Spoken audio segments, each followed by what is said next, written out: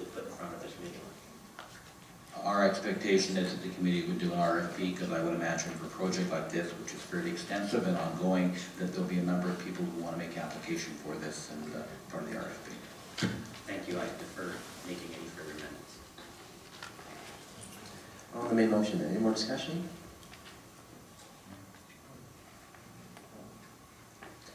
Trustee Ayo, please. Yeah, Mr. Mayor, just for clarity, so I want to make sure that staff understand what we think council put forward here. We're talking about 11 members to be selected, 11, but 2 coming from SCAN. No. That's what I want to check. Okay.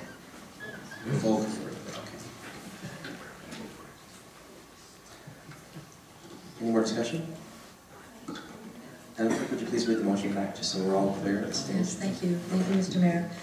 The motion is that council approve recommendations 1 through 5, and that number 1 read that council advertise for a committee of 13 persons to serve on a governance committee, and the committee members to be recommended to council by a focus group selected by the representatives of the Saanich advisory committees and 2 members of the SCAN group.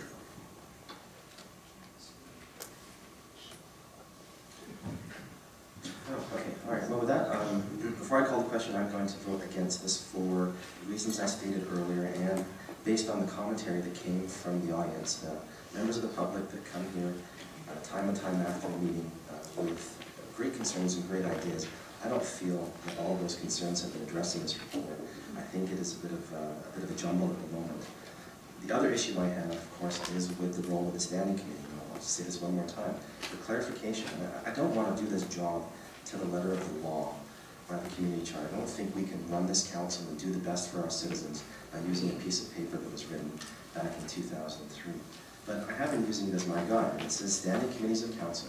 The mayor must establish standing committees for matters the mayor considers would be better dealt with by committee and must appoint persons of those committees. That was my intention. Under roles of the mayor, which I think need to be stated because there was a question that was raised by Councilor Bryce earlier. Let me just scroll up, just read this. It states responsibilities of the mayor to provide leadership to council, including by recommending bylaws, resolutions, and other measures that the mayor's opinion may insist the peace, order, and good government of the municipality. To provide on behalf of the council general direction to municipal officers respecting implementation of municipal policies, programs, and other directions of council. I think we need to have a discussion on this and move forward so that I'm able to do my job underneath the charter.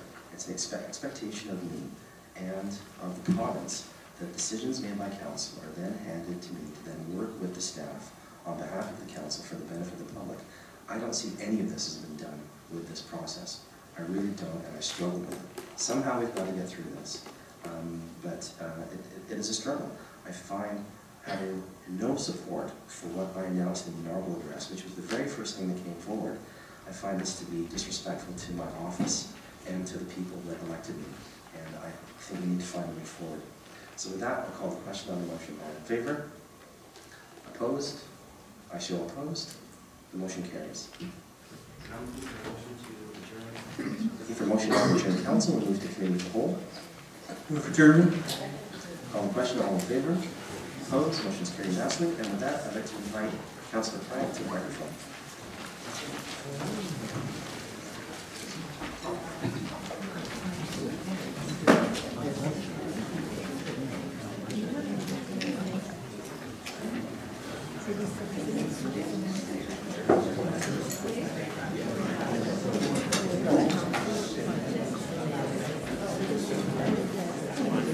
Good evening, everyone. I will now call tonight's Committee of the Whole meeting to order.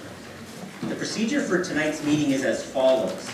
I will ask the clerk to introduce the item, after which council will be given an opportunity to ask questions of staff. I will then ask the applicant, which could be our own staff with the Shelburne Valley Action Plan, to present their application, following which I will invite public input. If you would like to address council, please come up to the microphone, give us your name and address and your comments. We ask that you limit your comments to 5 minutes. The applicants will be given longer, and if a community association has engaged in community discussion on the topic, they can have up to 10 minutes on the topic. We do have this fancy new timing system in the front. The speaker's light will show amber when you are nearing the end of your speaking time, and when it goes to red, we will wrap up your I will ask you to wrap up your comments, to be blunt. The red flashing light signals that you've reached the end of your time. After everyone has had an opportunity to speak, I will ask the applicant to return to the microphone if there are questions to be answered which have been levied by the public. The matter will then return to council for a decision. Thank you. Madam Clerk, would you please introduce the first item? Thank you, Mr. Chair. This first item is the Shelburne Valley Action Plan, Implementation Analysis of Mobility Actions. The report of the Director of Planning is recommending that Council receive the report for information and provide direction to staff to seek public input on mobility implementation options. Thank you, Mr. Chair. Thank you. Are there questions of staff from Council? Seeing none, I shall invite Mr. Cameron Scott to come speak to us, please.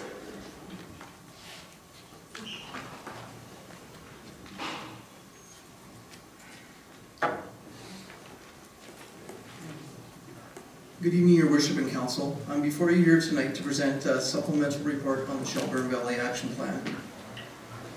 To provide some context, the proposed plan was presented to, the proposed Shelburne Valley Action Plan was presented to Council in June of 2014.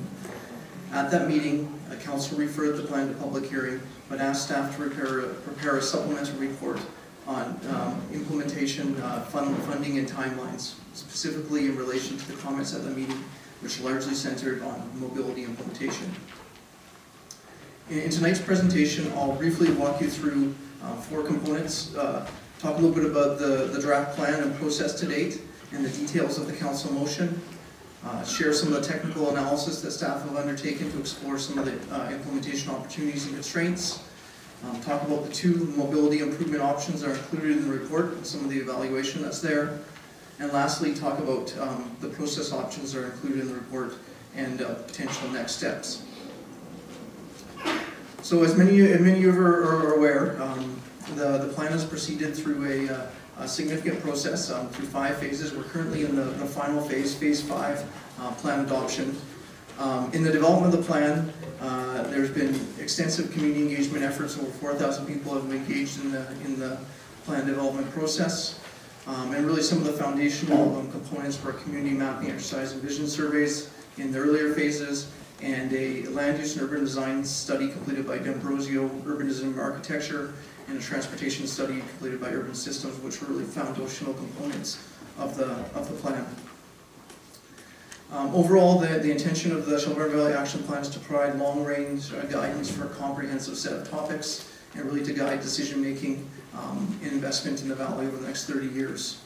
It's one of the first plans that's been implemented under the most recent official community plan. It includes 3 centers and 1 village, which are a critical component of the urban structure of Saanich. I'll just briefly touch on the majority of tonight's presentation focuses on short-term mobility implementation actions. I'll briefly touch on what's included in the plan at large. Really, the plan is quite comprehensive in nature, and some of the foundational components relate to land use and urban design, and really looking to build a compact, walkable land use pattern with a more vibrant public realm in the valley. Another key objective is around improving options for walking, cycling, and transit, as well as improving quality of life features in the valley and in the overall identity of the Shelburne Valley as an area in Saanich. Finally, the protection, enhancement of environmental assets is a key component of the plan, including notably Belker Creek. The long-term vision that's posited in the plan around Shelburne Street itself looks at an expanded right-of-way that will be able to achieve a complete street that comfortably accommodates walking, cycling, transit, motor vehicles, landscape features in the vibrant public realm. In order to achieve that, additional right-of-way is required to be acquired through redevelopment. One of the longer-term aspirations of the plan is to include dedicated transit lanes once land use changes and ridership dictate such a transition. Also in the proposed plan that was presented to Council was a number of short-term mobility actions. which identified implementation actions that could be achieved in the 0 to 7 year time frame. Principal among those was the introduction of a cycle track, so a protected bike lane, and a new sidewalk on parts of Shelburne Street. Additionally, there was direction for improvements to other routes such as Cedar Hill and Uvic Bike Connector, and pedestrian improvements in some of the major centers. One of the key components presented in the proposed plan was the addition of a cycle track or protected bike lane, which would be parallel with the sidewalk. In terms of public feedback on the plan and support for the plan, there was fairly strong support when we took the draft plan out. There was a survey of close to 400 residents, and in each and every section of the plan received over 70%. So a lot of the longer term directions are very strongly supported in the community around land use, urban design, the longer term transportation vision, and in the directions around environment. When the proposed plan was presented to council, as I mentioned earlier, there was a direction from council that a supplemental report providing additional information on timelines and funding for implementation in response to the comments raised in the meeting be provided for the public hearing. So that really is the focus of tonight's presentation. In looking at the comments that were received from not only council but the public, there was a number of different themes that were recurring in there. There were a diversity of comments, but some of the really key themes that we heard were, number one, look at ways to expedite pedestrian and cycling improvements in the valley. Number two, to focus more on Shelburne Street itself as opposed to broader network. To provide cost estimates and timelines to give council a better sense of some of the implications of decisions. And lastly, to identify options to fund implementation. In terms of framing the analysis that I'm going to get into, I think one thing that is really essential to keep in mind is that really this supplemental report really is focused on a small part of the plan, really that short-term mobility implementation. And the broader policy directions which were strongly supported are not really thoroughly addressed in this report as per the direction of council. So when looking at the implementation actions and what can be achieved on Shelburne Street, staff undertook a significant amount of analysis. And I'm just going to briefly talk about some of the opportunities and constraints on Shelburne Street and some of the work that staff did to assess those opportunities and constraints to develop some implementation options. I think first and foremost, the most critical factor is the right-of-way that exists on Shelburne Street right now, which is approximately 20 to 23 meters. The longer-term vision is around that 28 to 30 meter vision. Shelburne Street is a really desirable route for cycling, for motor vehicles, for transit, for pedestrians. And the simple fact of the matter is, in terms of the longer-term vision and having the type of facilities that we want to see on Shelburne Street, there isn't enough to accommodate all of those facilities in exactly the way we'd like to in the long term. So when looking at implementation, it really is a question of trade-offs in the short term. This graphic that you see here provides a sense of how the space on Shelburne Street is being used right now. The graphic on the pie chart on the left shows that approximately 2/3 of the right-of-way right now is allocated to motor vehicle and transit modes, while approximately 1/3 is dedicated to pedestrians and landscaping. In terms of the ultimate vision for Shelburne Street, one of the critical components is that it's actually a larger space, so there's more space to allocate, but it's more of a complete street that adequately accommodates all modes. So when looking at the longer term vision, it's more along the lines of 50% of the right-of-way space for transit and motor vehicles, 15% for cycling, and 35% for landscape and pedestrian space. Another key component of the analysis, and I realize that's probably hard to read, is really when we look at Shelburne Street, we're not dealing with a uniform condition. This is a close to 4 kilometer corridor that really has a complex set of conditions along it, both in terms of the space that's available for improvements, but also the role that different intersections play and the types of uses that surround here. This graphic shows some of the space from curb to property line along the corridor, which gives you a rough sense of the viability of implementing a cycle track and sidewalk side by side. So the blue areas indicate where that implementation is a little bit more viable. The yellow areas indicate where it is potentially possible, and the red areas and pink areas indicate areas of significant constraints. One of the caveats to that is that this is based on not moving the curbs. So if there was consideration for reallocating some of the existing space in terms of removing travel lanes or narrowing travel lanes or removing left turn lanes, those sorts of things. The viability of these different stretches could be changed. As I mentioned previously, I think one of the critical factors with Shelburne Street, it is the most desirable route for transit, motor vehicles, pedestrians, and cyclists. Much of the street network in the Shelburne Valley is discontinuous, so in terms of providing alternate routes that could service those other modes, there really is a limited number of opportunities, as all the other routes are much more indirect. Additionally, from a topographic perspective, Shelburne really is the most flat, direct route, and as soon as you start to diverge from Shelburne Street, the topography changes significantly. One of the key components of our analysis was looking at different design concepts and exploring some of the key realities on the corridor. I think three of the most important things to consider are the prevalence of utility poles, street trees, and driveways.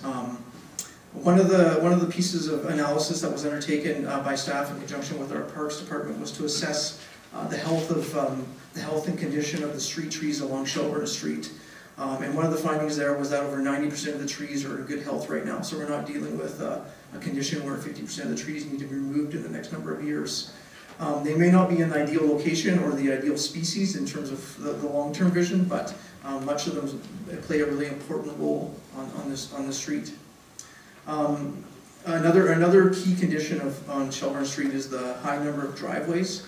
If you particularly think of some of the blocks in the southern part of the corridor, there's mostly single-family development and a driveway for each property.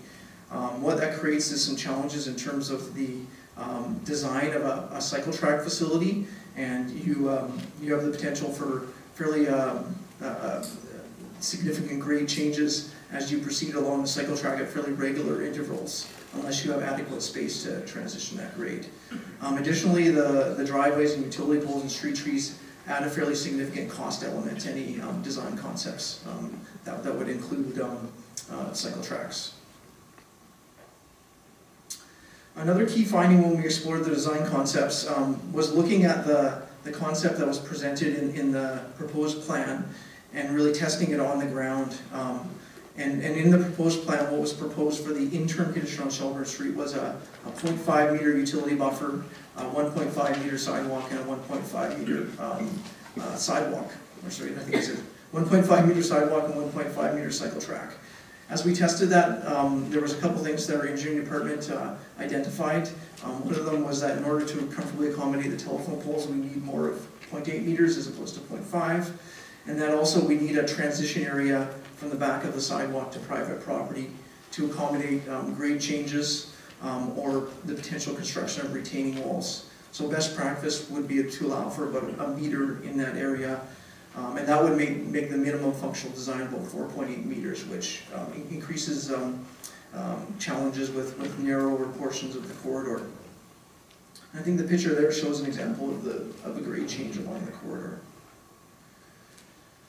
So in taking some of that technical information and trying to develop some options for presentation to council and follow up to the presentation of the plan, the starting point was what was presented originally in the draft Shelburne Valley Action Plan, which was cycle tracks from Pear to North Derry and Blair to Torquay, pedestrian improvements in the major centres, University Centre and Shelburne Valley Centre, bike lanes on Cedar Hill Road, and upgrades to the UVic bike connector.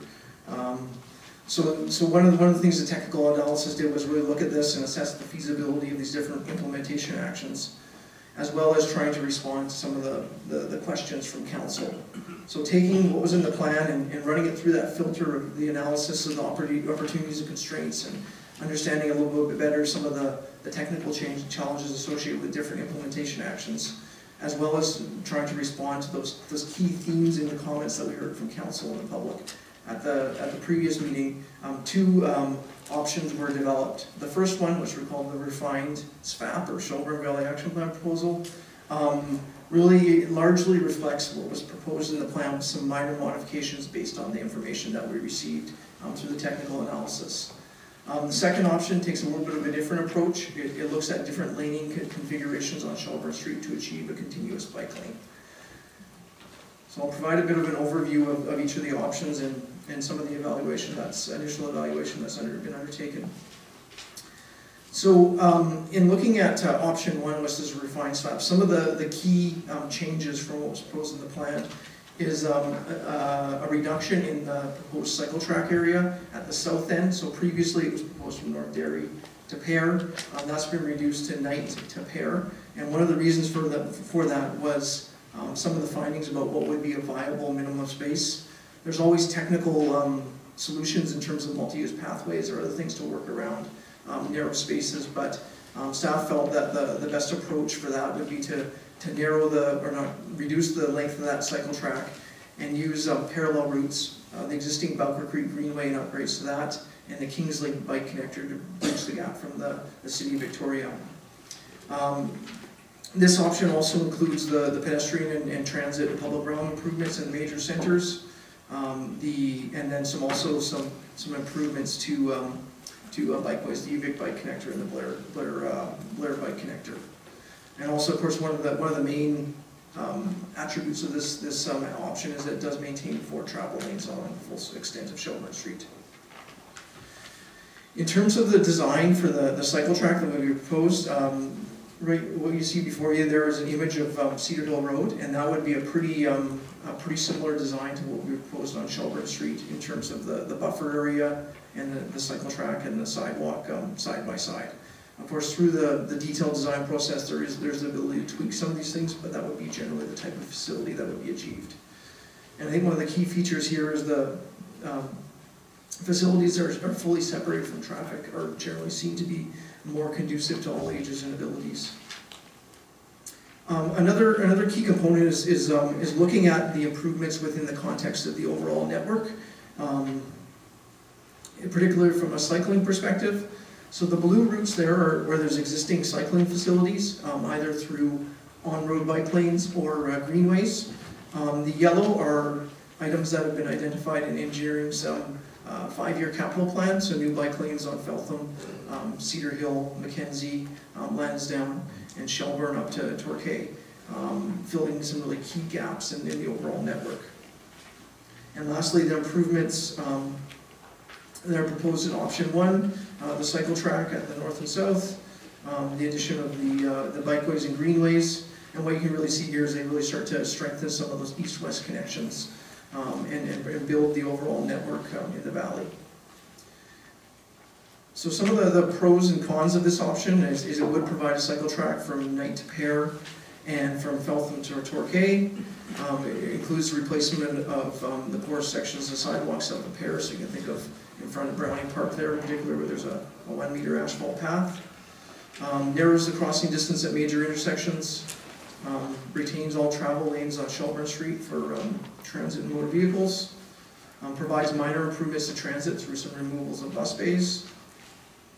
On the downside, it doesn't provide a continuous cycling route through on Shelburne Street or the Shelburne Valley.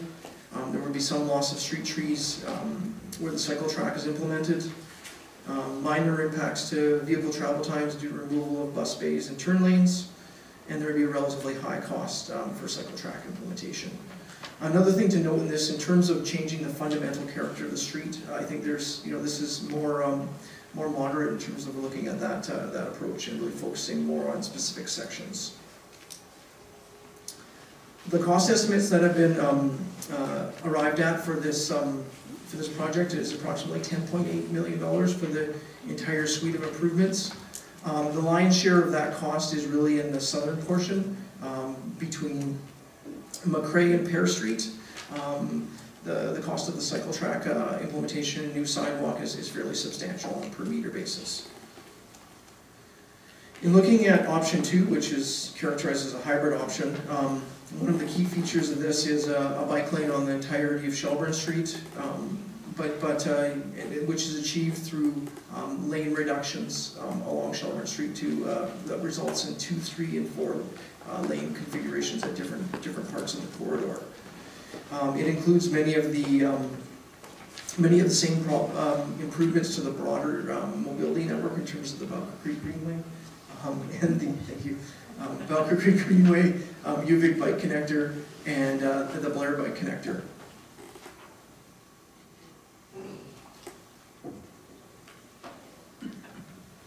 So as I mentioned, what's proposed to accommodate the cycle and bike lanes within the existing curb-to-curb distance is a reduction in lanes on portions of the corridor, and really 3 different configurations along the corridor. The first one, which would be one travel lane each direction with a central turn lane, would be in the southern portion of the valley from Rowan Street to North Derry. And really what would be achieved here are 2 1.5 meter bike lanes, which would be achieved through the removal of 1 travel lane. This is reflective of that portion of the corridor that's 20 meters at the very south, and in terms of implementation options they're fairly limited, because right now that stretch is essentially just 4 3-meter travel lanes within the curbs. A second component of this option, and one of the key components that's designed to try to minimize traffic impacts on Shelburne Street and diversion to alternative roads, is the maintenance of 4 lanes at the major intersections, so Mackenzie and Cedar Hill Crossroad. One way that this is achieved is through the removal of the central turn lane from Pear to Cedar Hill. You think of by Fairways or the Fijian Market there. In order to accommodate that, there would be, or one of the benefits of that is you'd be able to achieve a buffered bike lane in both directions as part of that option. And finally, the third configuration in option 2 is looking at 2 lanes southbound and 1 lane northbound between Christmas and Garnet, and then north of Mackenzie to Feltham. And the rationale for the additional southbound lane is there's a higher demand for turning movements on the east side of Shelburne Street in terms of the demand there. This would also include the buffered bike lanes, which one of the elements is the buffered bike lanes is typically they're painted on the road, but there is the potential to introduce physical separation through bollards or planters in the future if that was determined to be an appropriate design measure. So this graphic provides a summary of the cycling facilities that would be provided under option 2. So basically an unseparated 1.5 meter bike lane from North Derry to Pear, and then from Pear to Feltham and beyond a 1.5 meter bike lane with a 0.6 meter buffer. In terms of the pros and cons of this option, it would provide that bike lane on the entirety of Shelburne Street, with a good portion of it being buffered. It would also look at replacing the porous sections of sidewalk on the west side of Shelburne Street, south of Pear. Would narrow the crossing distances at major intersections similar to the previous option. Another element is that by adding in the bike lanes, it would provide an additional buffer for the pedestrian realm, so the vehicles will be that much more from the side, much further away from the sidewalks, hopefully improving the pedestrian experience and some of the quality of life in the valley. And there would be minimal impacts to existing curbs and street trees, as is predominantly achieved through reallocation of space within the curbs. The downsides of this option are there would be impacts to transit and vehicle travel times. There would be some vehicle diversion to parallel routes. The cycling facility is not physically separated from traffic, as is the desired long-term vision. And there would be some limited property acquisition required near North Derry Road to maintain the full functionality of that intersection. The overall cost of this option is $9.9 million, and in general, the costs are fairly evenly distributed along the corridor, contrary to the previous option, which was more cost-intensive in certain portions. The types of implementation measures here would be fairly consistent along the entire corridor. And look at a comparison of the options based on a couple different factors. In looking at some of the pedestrian improvements, they're relatively similar. There's a replacement of sidewalks south of Pear, and a lot of those improvements in the University and Shelburne Valley centers. From a cycling perspective, there's a pretty significant distinction between the options. Option 1 provides a cycle track for a portion of the route, so what was generally seen to be a higher quality facility, but for a shorter portion, whereas option 2 provides a bike lane for the entirety of the corridor. In terms of impacts on transit, Option 1, there'd be slight improvements to the removal of bus bays, whereas in option 2, there'd be a 1 to 3 minute delay in transit travel times in the peak period.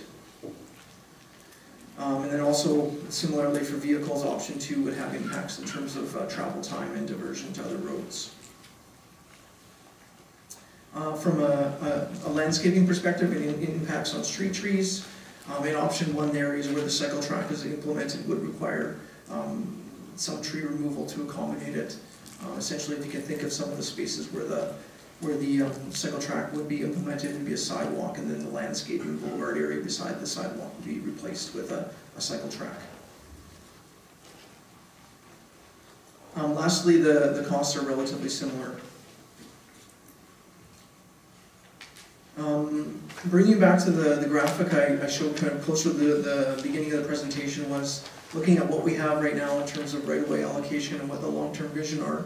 And the need for trade-offs in the short term. I think with option 1, there's a higher emphasis placed on maintaining transit service and motor vehicle travel times, while in option 2, more right-of-way space is allocated to cycling.